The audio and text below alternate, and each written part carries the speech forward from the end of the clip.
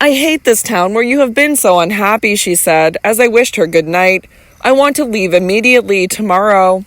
Be so good as to write a few letters for me, and in the meantime I will pay my farewell calls. Does that suit you? Of course, my dear, sweet, beautiful wife. Early next morning she knocked at my door and asked me tenderly how I had slept. I would never have thought that gentleness could become her so. She has now been gone for over 4 hours. I have long since finished the letters and am sitting on the balcony, watching for her carriage to appear. I am a little worried about her, although, goodness knows, there is not the slightest cause for doubt or alarm. But the feeling is there, weighing on my chest, and I cannot rid myself of it. No doubt my soul is still darkened by the sufferings of the past days. She is back, radiating happiness and satisfaction. Well, did everything go as you wished? I ask, kissing her hand tenderly. Yes, dear heart, she replies, and we are leaving tonight. Help me pack my cases. During the evening, she asked me to go to the post office and mail her letters myself. I took the carriage and returned within an hour. The mistress wants to see you, said the black girl with a smile, as I climbed the wide marble stairs. Has someone called? No one, she replied, crouching on the stairs like a black cat. Slowly I passed through the hall and found myself before her bedroom door. Why was my heart beating so? I was perfectly happy. Slowly I opened the door and drew back the curtain. Wanda was lying on the ottoman and did not seem to notice me. How lovely she looked in her silver gray silk dress that molded her figure and revealed her arms and her incomparable breasts. Her hair was tied with a black velvet ribbon. A great fire crackled in the hearth, the lamp cast a red glow, and the whole room seemed bathed in blood. Wanda, I cried at last. Oh, Severin, she said, leaping up and embracing me. I have missed you so. She sat down again among the sumptuous cushions and tried to draw me to her, but I fell on my knees and gently rested my head in her lap. Do you know, I am very much in love with you today, she murmured, stroking a lock of hair from my forehead and kissing my eyes. What beautiful eyes you have. They have always been the most attractive part of you, but today they quite enrapture me. I am overwhelmed. She stretched her marvelous limbs and gazed tenderly at me through her red eyelashes. But you are so cold. You are holding me as though I were a block of wood. Wait a moment. I shall make you amorous. She pressed her lips languorously against mine. I am no longer attractive to you. You still want me to treat you cruelly. No doubt I have been too kind today. Do you know what, my little fool? I think I shall whip you. But my child, I want to. Wanda. Come, let me tie you up, she went on, skipping gleefully across the room. I want to see you very much in love. Do you understand? Here are the ropes. I wonder if I shall still be able to do it.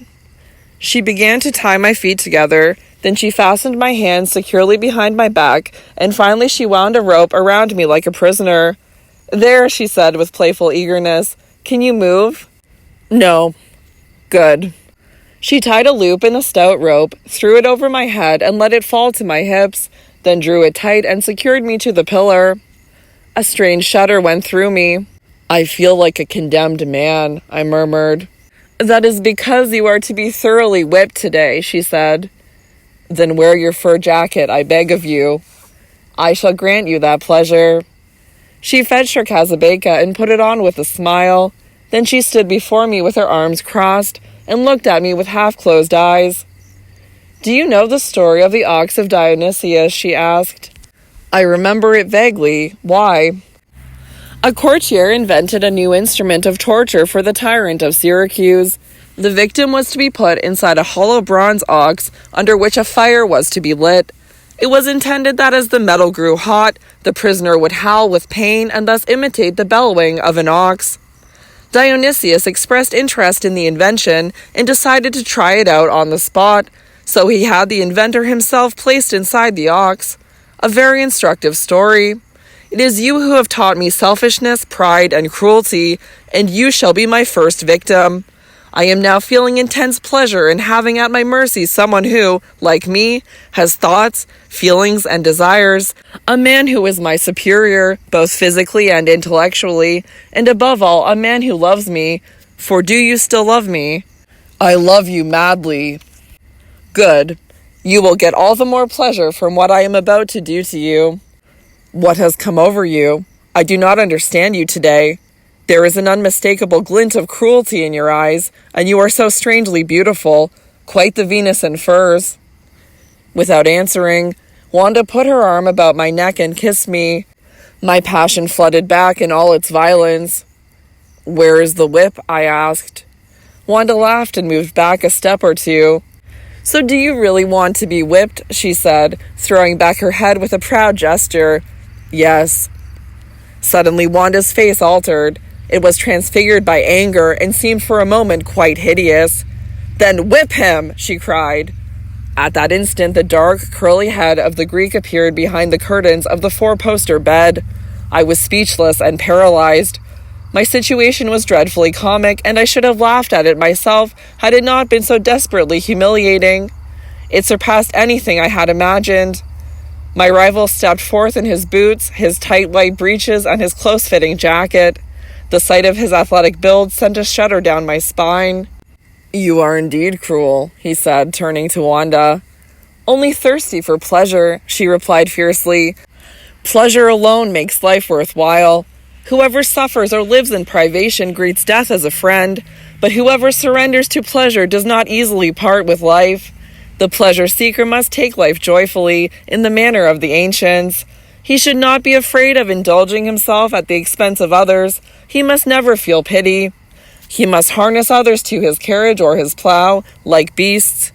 He should choose his slaves among men who live fully and would enjoy the life as he does, and he must use them for his own pleasure, without any trace of remorse. It is not for him to ask whether they are fulfilled or mortified. He must always bear this idea in mind. If they had me in their power, they would act as I do, and I should have to pay for their pleasure with my sweat, my blood, and my soul. This is how the ancients lived. Pleasure and cruelty, freedom and slavery, always went hand in hand. Men who wish to live as the gods of Olympus did must have slaves to throw into their fish ponds and gladiators ready to do battle for them at their feasts. Little do they care if they are spattered by the fighter's blood. Wanda's words brought me back to my senses. Untie me, I cried. Are you not my slave? My property, said Wanda.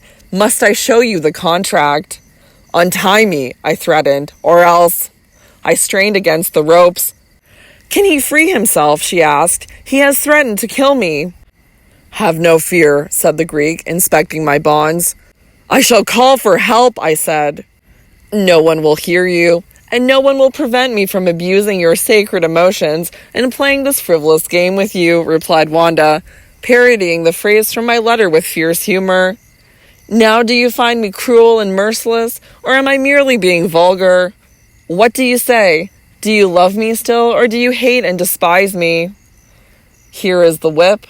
She handed it to the Greek, who eagerly stepped forward. Do not touch me, I said, trembling with rage. I shall not take anything from you.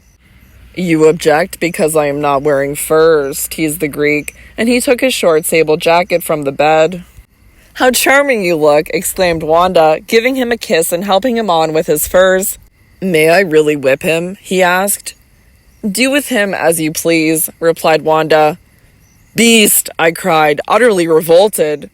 The Greek eyed me fiercely, like a tiger. His muscles swelled as he drew back his arm, and the whip whistled through the air. Like Marsyas, I was bound hand and foot and condemned to be flayed by Apollo.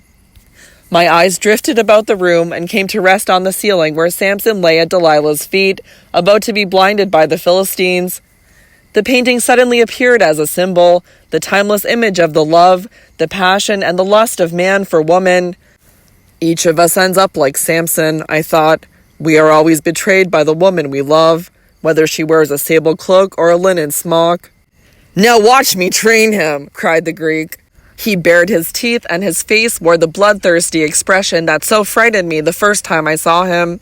And he began to whip me so mercilessly and with such dreadful force that I started at each blow and began to shake all over with pain.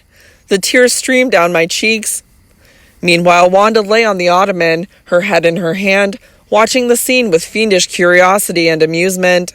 The sensation of being whipped before the eyes of a woman one adores by a successful rival is quite indescribable. I was dying of shame and despair. What was most humiliating was that I felt a wild and supersensual pleasure in my pitiful situation, lashed by Apollo's whip and mocked by the cruel laughter of my Venus. But Apollo whipped all poetry from me, as one blow followed the next, until finally, clenching my teeth in impotent rage, I cursed myself, my voluptuous imagination, and above all woman and love. I suddenly saw, with alarming clarity, how blind passion and lust have always led men, from the time of Holofernes and Agamemnon, into the net of women's treachery, into poverty, slavery, and death. It was as though I were awakening from a long dream. My blood was flowing under the whip. I curled up like a worm being crushed, but still he continued to whip me without mercy, and she to laugh, and all the while to fasten her cases and slip into her traveling furs. She was still laughing as they went downstairs arm in arm and got into the carriage. A moment's silence. I held my breath. The doors slammed, the horses moved off, and the noise of the carriage could be heard for a while. Then all was quiet. For a moment I thought of revenge. I thought of killing him, but I was bound by the wretched contract. I could do nothing but keep my word and grit my teeth. The first thing I felt after this, the most cruel disaster of my life, was the desire to live rough and experience danger and privation. I wanted to become a soldier and go to Asia or Algeria, but my father was old and sick and wanted me to stay near him. So I simply returned home and for 2 years shared his worries, administered our estate, and also learned something which was quite new to me and which now refreshed me like a draught of clear water, to work and to fulfill my duties. Then my father died, and quite naturally and without altering my way of life, I became the master of the house. I donned my father's boots of Spanish leather and continued to lead a well-ordered life, as though he were still standing behind me, watching over my shoulder with his great wise eyes. One day I received a box accompanied by a letter. I recognized Wanda's writing. Strangely moved, I opened it and read, "Sir, now that 3 years have elapsed since that night in Florence, I can admit that I loved you deeply, but it was you who stifled my feelings with your romantic devotion and insane passion. From the moment that you became my slave, I felt that it would be impossible for you ever to be my husband. But I found it exciting to realize your ideal, and while I amused myself pleasantly, perhaps to cure you. I found the strong man I needed, and was as happy with him as it is possible to be on this funny ball of clay. But my happiness, like all things of this world, was short-lived. About a year ago he was killed in a duel, and since then I have been living in Paris like an Aspasia. What about you?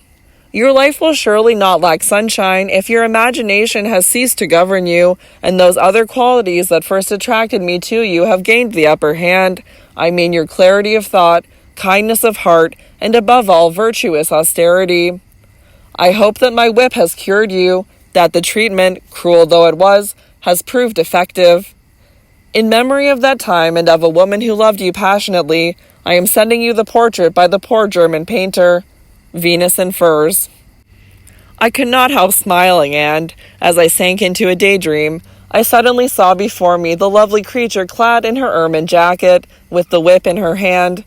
I smiled to think of the woman I had loved so much, of the jacket that had so delighted me in the past. I smiled at the thought of the whip, and finally I smiled to think of my own suffering, and said to myself, "The treatment was cruel but radical, and the main thing is that I am cured." "And what is the moral of the tale?" I asked, replacing the manuscript on the table. "That I was a fool," he exclaimed, without turning around, as though embarrassed. "If only I had whipped her instead." "A curious method," I replied. "Perhaps with your peasant girls." "Oh, they are used to it. But think of the effect it would produce on our refined ladies with their nerves and hysterics. But what about the moral? The moral is that woman, as nature created her and as man up to now has found her attractive, is man's enemy. She can be his slave or his mistress, but never his companion. This she can only be when she has the same rights as he and is his equal in education and work. For the time being, there is only one alternative, to be the hammer or the anvil. I was fool enough to let a woman make a slave of me, do you understand? Hence the moral of the tale. Whoever allows himself to be whipped deserves to be whipped. But as you see, I have taken the blows well. The rosy mist of supersensuality has lifted, and no one will ever make me believe that the sacred wenches of Benares or Plato's rooster are the images of God.